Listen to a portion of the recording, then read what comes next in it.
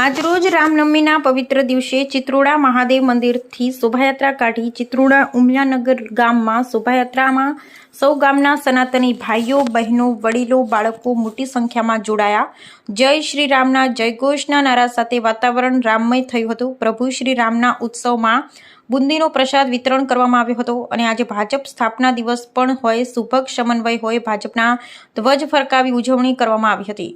આ પ્રસંગે ભારત સરકારના રેલવે મંત્રાલયના પશ્ચિમી રેલવે JRUCC કમિટીના ડિરેક્ટર અને SC મોરચાના પ્રદેશ કારોબારી સભ્ય બાલકૃષ્ણ જીરાલા, ગુજરાત પ્રદેશ ભાજપા બક્ષીપંચ મોરચાના આમંત્રિત કારોબારી સદસ્ય શ્રી મુકેશભાઈ દરજી, વડગામ તાલુકા ભાજપ અગ્રણી શ્રી મોહનભાઈ પરમાર, શ્રી ધોળાજી ઠાકોર, શ્રી રાહુલભાઈ ચૌધરી, શ્રી નથુભાઈ ચૌધરી, શ્રી પિયુષભાઈ વણઝારા, શ્રી સામનભાઈ ચૌધરી, શ્રી દુધાભાઈ પરમાર, શ્રી દિનેશભાઈ પરમાર, હરિભાઈ દેસાઈ, રાજેશભાઈ નાઈ, પરથીભાઈ પ્રજાપતિ, લક્ષ્મણજી ઠાકોર, વડીલો, યુવાનો, બાળકો વગેરે રામ ભક્ત પ્રજાજનો ઉપસ્થિત રહ્યા હતા. Bureau report Mohanbhai Chitroda.